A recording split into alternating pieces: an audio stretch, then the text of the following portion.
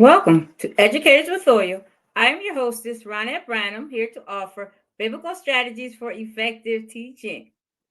Thank you for joining me today. I am excited that you are here. I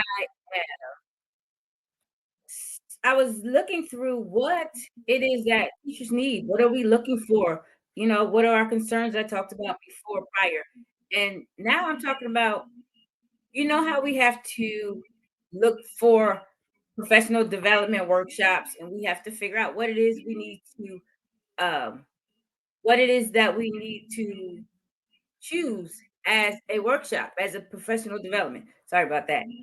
And we really don't get that much direction. We just get a little bit of sign up for something for math, sign up for something for literacy, but then it may end up being the same workshops over and over.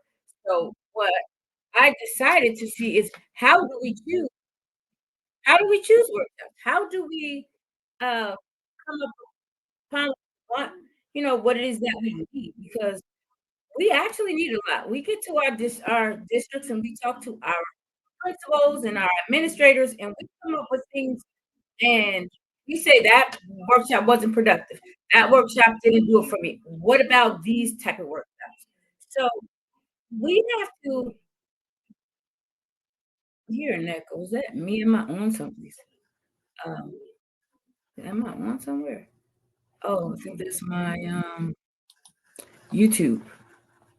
Okay, so we need to just look and see, find out what our needs are. I have two different perspectives for choosing a professional development workshop.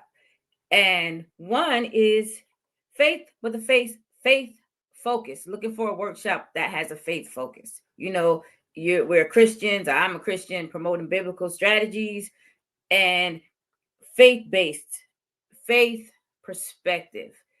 We look for workshops. The workshops are not necessarily faith-based, mostly likely they're not. And we have to look from our perspective of what type of workshop will best benefit us. So I know choosing professional development with a faith focus is like you have to identify professional development opportunities that align with your values, Christian values, and contribute to both personal and career growth. So you won't just look for something that you say, oh, I'm not choosing that because I know they're talking about something that's against what I believe in, or I'm just looking for that because I know they're talking about faith. No, you're a teacher, so you need something that's going to work for you and in your career. You're not just choosing something. So it's important. It's an important decision. So it directly impacts your growth and effectiveness in your classroom. The workshops you choose. If you choose workshops that are not helping you, you're going to see that. That's going to be evident that you went to workshops all week and then you come up with nothing new. You have nothing new, and that's not productive. So I have also you're going to look at some things. I have some things to consider. You're going to look at you're going to identify your personal goals and your needs.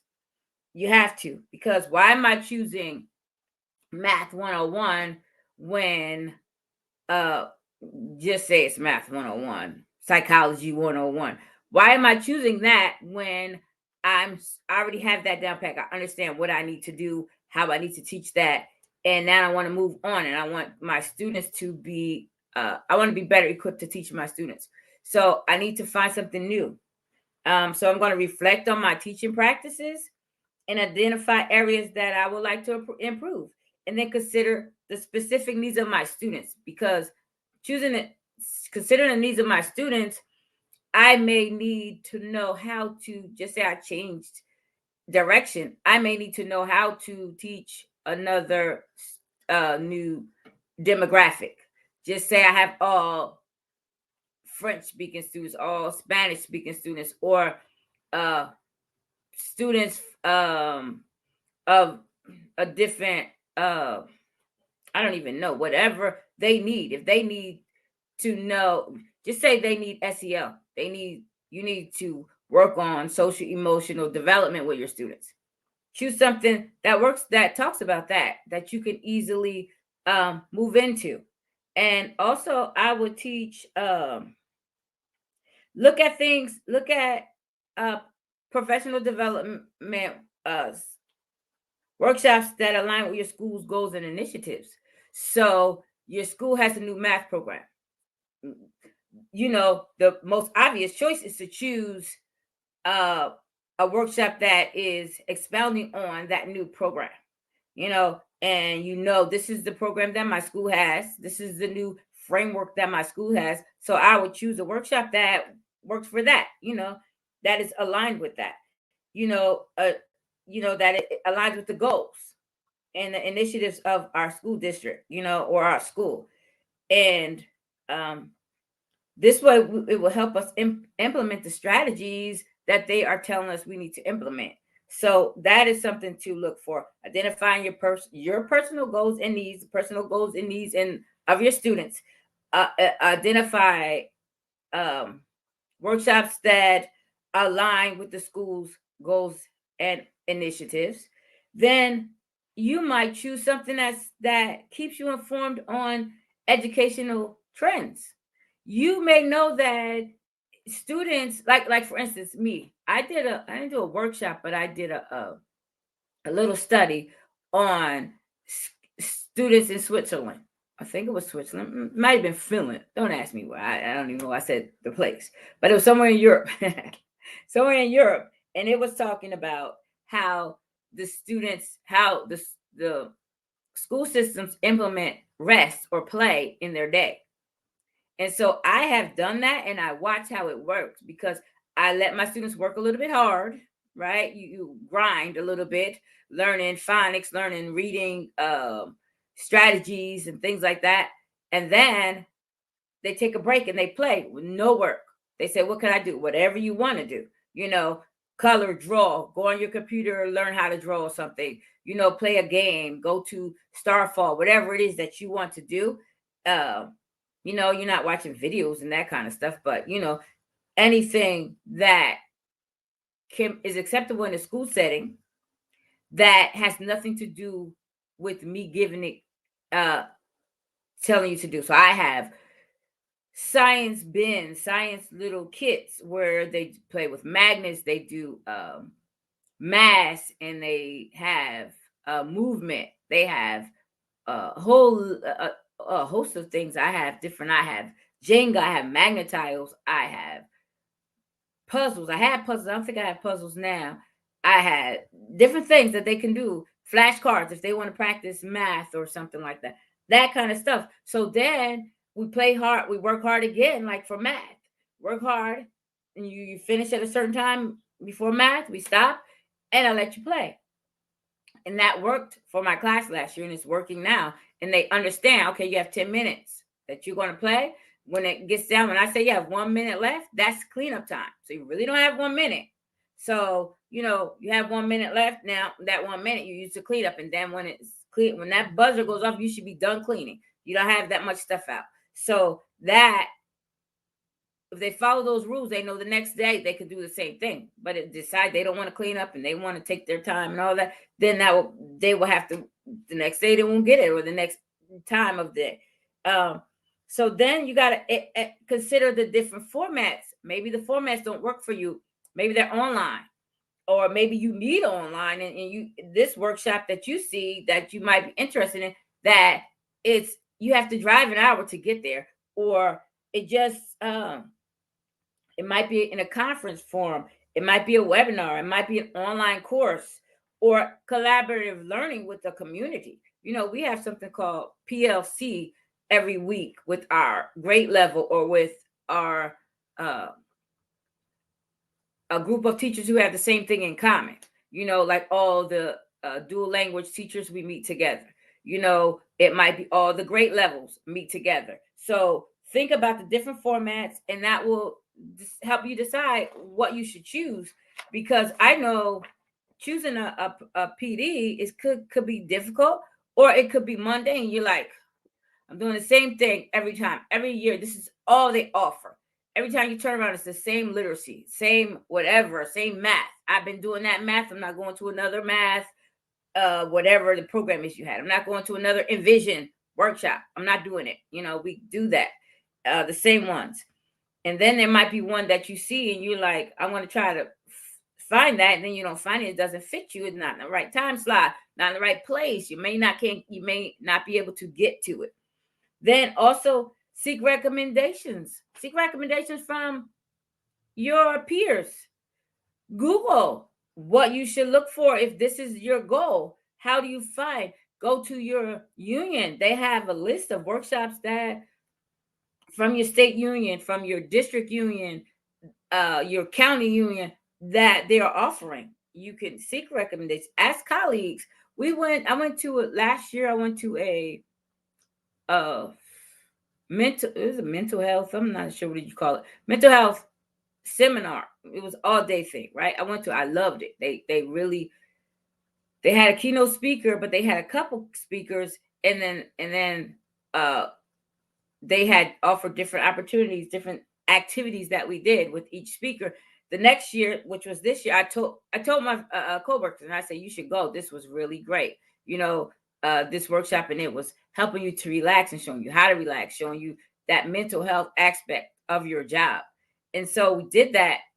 Some people, when I said next year, let's see if we can get everybody to go. So I went, and then I saw teachers from my old school. They were there. They were like, this was cool, Ronette. This was great. I really enjoyed it, and it really helped me. And it helped us to look inside. There's one thing I learned from my last one that I say all the time when I'm talking to somebody. And it's something that we already know, but the way the speaker said it, it was so awesome. And it's more a personal matter, not you as a teacher or what you're doing as a teacher, but it was something profound that we already knew, but the way he gave it, it was awesome. And so I say it all the time now. And so you could also look for workshops that have practical applications. They provide practical strategies and tools that could be implemented in your classroom. If someone says, well, that I understand that workshop, but you can't implement that stuff. It's too difficult. You have to be at another level. You have to be someplace else. So find one that somebody recommended that was easy to utilize, easy to implement, easy to execute. You're ready to get that emotion or apply what you learned. And you find things that are so difficult to implement that doesn't work for you, right? That doesn't work for you. So I have a scripture for that. In Philippians 4:9, it says, whatever you have learned or received or heard from me or seen in me, put it into practice. That means like, don't just think about it, do it. Proverbs 16:13 says, commit to the Lord whatever you do, and your plans will succeed. Proverbs 16:9, and his heart a man plans his course, but the Lord determines his steps. So that is saying you have to look to the word and get direction. Not only are you getting direction from your peers and your personal goals, but you're getting direction, following the direction of how God says to follow it. You study it. What you learn, receive, do it. Once you get that practical application workshop, then actually do it. And then check for relevance and timeliness. It might be a workshop that you need or something, and it might be take too long. It might be a whole course. You might think, oh, I gotta go give up every Saturday. I might have to give up every Thursday night, every Tuesday and Thursday after work. I don't want to do that. Some people may want to do that. So think about the timeliness of it. Consider the content and whether it addresses your current challenges or trends in education, or is it something that you really don't need? Or if it doesn't teach to your grade level, it might be a great workshop for somebody who teaches high school or elementary school, depends on or a great workshop for preschool, and it might not work for kindergarten or first grade. Look at that, and then think about the budgets, your budget and the logistics of it. Do these professional development workshops do they cost? Is it worth it to you to actually pay for it? Does it cost? Is it offered by your district? Is it offered by your union that you don't have to pay, or you have to pay if you don't attend? Or if it's a class and you have to pay if you do not pass the class, if it's a class. We have to think about all that. Is it in your budget? Do you really want to pay for it?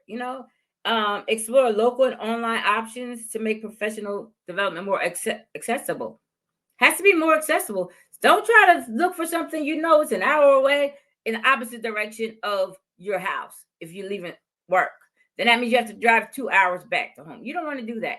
So I'm thinking of all that. Evaluate the reputation of the provider. If they have a reputation of coming through, giving you more value for your buck, go for it. What if it's somebody who's offering you little to nothing and they're charging you?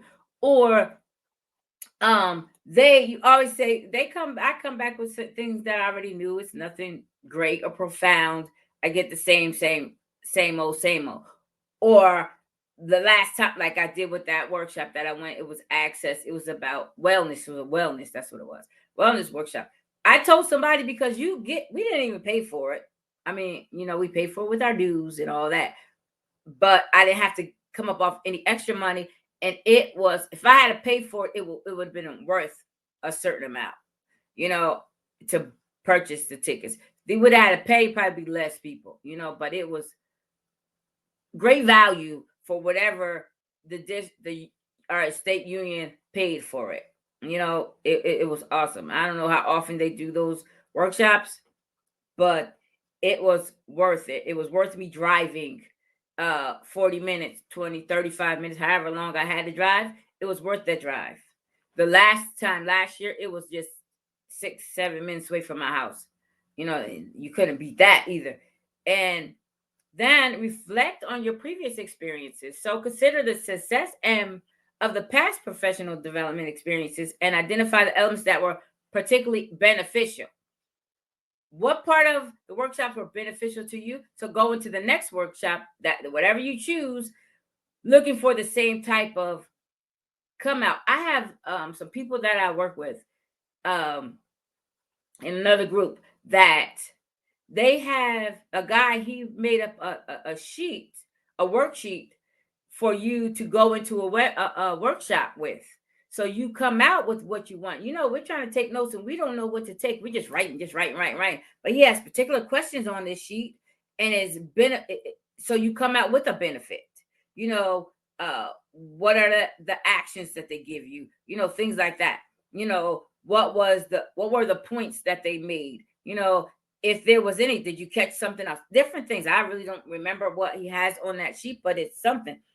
So remember that professional development is an ongoing process, and a combination of various workshops and learning experience may be most effective approach to continuous improvement.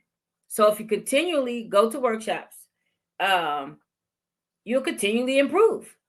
I heard somebody say today, he was talking about evolution, and evolution is just a broad way to explain it is, if you leave things to themselves, they will evolve, they will change.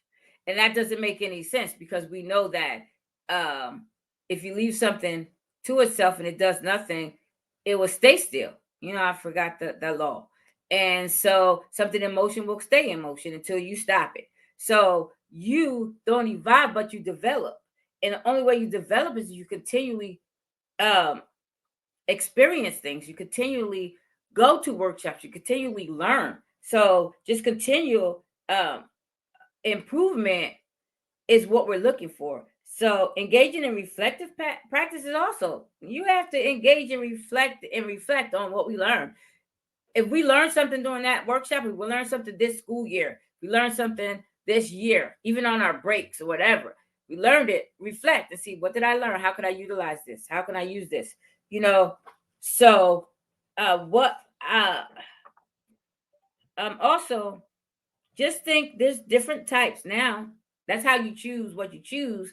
But then there's different types, include the various needs, goals, and context of your teaching. Pedago pedago pedagogical. How I say that word? Pedagogy workshops focus on teaching strategy and methodologies, right? Explore innovative and evidence-based instruction techniques. So that's what we're looking for. So pedagogy teaches differentiation, project-based, cooperative learning. So we want to look for those. Maybe we want to look for those. Then it might be you might look for a subject specific training. You may need like for instance, we have MacBooks now. Our district, for our teachers, they gave us all MacBooks. I have no clue. Every day I practice, I need a specific workshop to learn how to use that Mac. So I have to look for that. So I'm going to go, like I keep telling people, I'm going to Apple and ask some questions, get some. I know they give classes on Saturdays. So I'm going to see when is the next class for a MacBook. I went there and I learned some things about taking pictures at Apple. So there's so many classes that you could just specific training. So dive deep into content, knowledge, and effective ways to teach specific subjects. Maybe someone knows how to teach that math, that particular math program that you have with fidelity, and they can help you. That's something. Or address the latest developments in education pertaining to your curriculum. You can do that. See what is, the latest trends. How are students learning how to read now? How are they implementing phonics? Or are they using phonics? Or are they going back to that whole word? What? I don't know. I use phonics and that works for me. And it might be you might need technology integration workshops where you need to learn how to teach and use technology in the classroom. You may need to learn how to use that smart TV. You may need to know how to use that Apple TV with your MacBook and use that. And that way you'll have a touch screen if it doesn't, time out or something. Learn, the educational apps, the online tools and digital resources that you can use. There's so much that we can use, so many technology workshops out there. Explore what's effective, and what's effective that you can incorporate into your classroom. Another, you might need assessment and feedback sessions. Focus on various assessment methods. How are we going to assess our students? Is this test the best performance indicator? Should we make up a different one? We have to look at, hey, Zenaida, I don't know if you're still here. Thank you for joining me. So look at explore ways to use assessment data to form your teaching, because you might just give a test and you never go back and look at it. You may never go back and see, I didn't even realize my students didn't know that. I didn't understand. I didn't know. So now you know. I'm typing a note. I made a mistake with that. Okay. Thank you for joining, I meant to say. So, and how about you might look for a classroom management seminar? Maybe there might, we all can use a little bit of classroom management strategies or techniques. So think about that. You might find a workshop that talks about, creating positive and productive classroom environment. We may need that. I'm still working on my classroom environment because again, I changed my whole demographic changed what I actually do. Hi, Adrian. What I do is so different than what I've ever done. Even when I had the shelter classroom with all Spanish speaking, I was the only teacher, so they had to fall in line and listen and learn what I was saying. So, classroom management is different now. When you have kids who don't listen to you, they tune you out. You have to figure a different way to manage that classroom. And how about you look for workshops that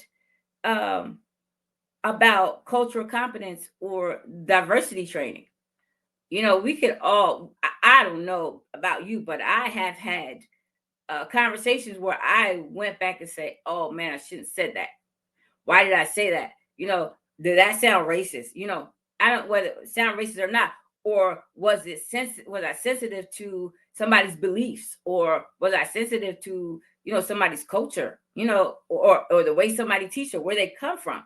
So we may need to go back and go to workshops about culturally responsive classroom. You could look for a professional learning community, like I said a few minutes ago. It helps when you have people going through the same thing that you're going through, and that you can discuss it. You can discuss your wins and losses. You could participate in collaborative learning and experiences. I think that would be a cool workshop where we got together and we had notes and we compared offer strategies to each other, because we could get together and complain. That's easy to do. I don't like this. They're not doing this, and this is not happening. But what did you do that worked? We can discuss that. That's a great PD, and you can probably get some hours for that if you do it during your PLC time. If you have that in school, I'm pretty sure your principal will let you facilitate a workshop. I have done it. Yeah, I have done it. So I'm pretty sure they would. I don't know if you're supposed to be compensated. I don't know, but that's something. Go again, like we talked about, to social emotional learning workshops. Find those, seek those out. Again, I know our union, our county union always sends us information about any workshop, any PDs that are going on. So it might be something that supports the social emotional learning and well-being of your students.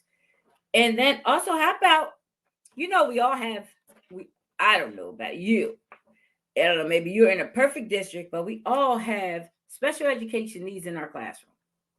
I mean, whether they were classified or not, there are things that we need. We could look up those workshops, explore and learn strategies for effective teaching, with diverse learning needs. Explore inclusive teaching practices and accommodations. Somebody can give you tips. We have students with IEPs, but some that don't. And we still have to know how to work with those students, even if they don't.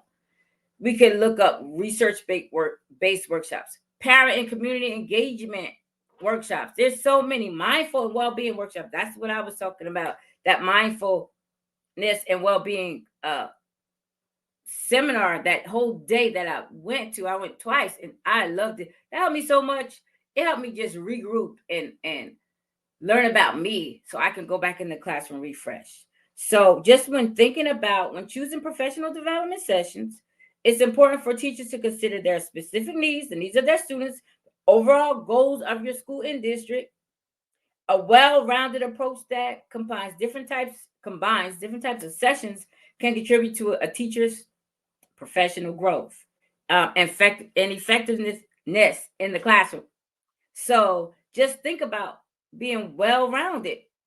It doesn't have to, the whole workshop doesn't have to be what you need, but there might be parts of it. So just think about that. So when I'm not gonna say that again. So I have that. And then there's the part when I said about your faith. If think about integration of faith and learning, workshops that explore ways to integrate Christian values and principles in the curriculum. Loads of workshops we can find. Character education workshops. They focus on instilling positive character traits. Biblical literacy in education. That strategies that incorporate biblical literacy into various subjects, enhancing students' understanding biblical narratives. I don't know, every story has to be about a fairy in a forest being saved by a rabbit. That's fantasy. We could. I don't see why we can't use a Bible story. Why can't we? People have things to say, but we don't have things to say when we're talking about fairies and whatever kind of stories. These fairy tales that have all kind of things in it. And we could think about culturally responsive teaching from a Christian perspective. Find training in that addresses that. Inclusivity from a Christian worldview. Everybody wants to be included, but they don't want to include Christians in this inclusivity. How you say it? They don't want that. You say Christian, you say Bible, you say anything like that, they shut you down. But you say some other words, I'm not even trying to push, they don't have a problem with including that. So if you can include this, you can include that. You can include good. Why can't you include good? So look for workshops like that build a positive Christian culture in your classroom. You may go to workshops at your church, and they will teach you how to be more Christ-like without pushing your faith. As you teach. This is it right here. I'm not telling you to go into your classroom praying for people, preaching and all that, but you can exude, your values. Think about workshops that have professional ethics, and Christian teaching, workshops that explore ethical considerations in the classroom. We have to teach ethics, even though that's not our job. That's not in our job description, but we have to teach that. We have so many teachable moments in our classroom that it's when we talk about that SEL, and we have just said we have an incident in our classroom, we have to go into whole teachable moment mode. You have students fighting each other, and they have to be in the classroom every day for 6 hours together. They have to get along. I don't care whose classroom it is. We can't say, okay, keep them away from each other. No, we have to teach them how to work together. We have to teach that. Again, digital citizenship. We can do all that from Christian lens. How about that is everything that I just said from a secular lens. Everything I'm saying now is the same thing I just said. I just put the word Christian in it. Digital citizenship. We have to be good citizens in this digital world, because we have students fighting each other online. And what do we do about that? We can teach, our values in our classroom. And then we could even go to workshops about our teacher well-being, our spiritual formation. All that will help us in our classroom, in our teaching, in our career, learning how to be spiritually well. Because I know we say we're mind, body, and spirit. Mind, body, and spirit. And our mind is what communicates with people.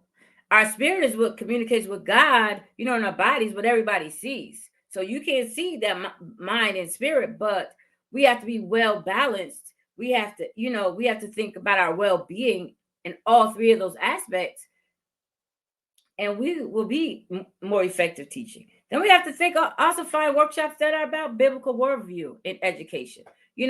What are we teaching? The various subjects that they're pushing in schools. Do they work with us? How do we work with that? So I just remember just teaching, consider your own beliefs, the values of your school or district, the unique needs of your students, and we have it. We have it. I don't know who's there. If you have any questions or comments, you might have some comments. Somebody said people going in and out. So that would be great if you want to say something. If you want to add a comment or ask a question, because I know anything that we talk about, it works with our career, with our life. It can always be helpful for somebody. So I don't want to keep prolonging the day. I know that was pretty quick, but it worked. I got what I wanted to say. I believe it's effective. So just let me know if this helped you in choosing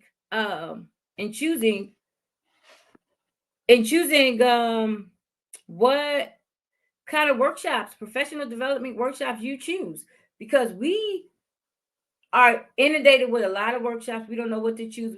We ask our friends, what are you choosing? What are you going? I want to find something that I could just sit back in. But I want my workshops, my PDs to be productive. I'm tired of sitting in a classroom just because they said I need to go to it, and I don't need that information.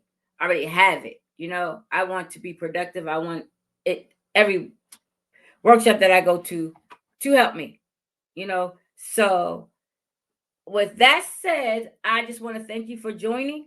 I am Ronette Branham, here to offer biblical strategies for effective teaching, coming to you from Educators with Oil.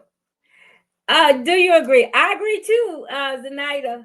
Thank you for offering that. Like, I appreciate it, because we're just choosing workshops, right? I was about to hang up, I'm gonna hang up, but we just choosing, or they're giving us, and we're saying, what is everybody signing up for? What do we think? No, let it be productive so I can use it, go and utilize it in my classroom. Again, thank you for that. I appreciate you. And again, I am here to offer biblical strategies for effective teaching. We want to be effective on our job. Let's be effective on our job. And thank you, and have a blessed day.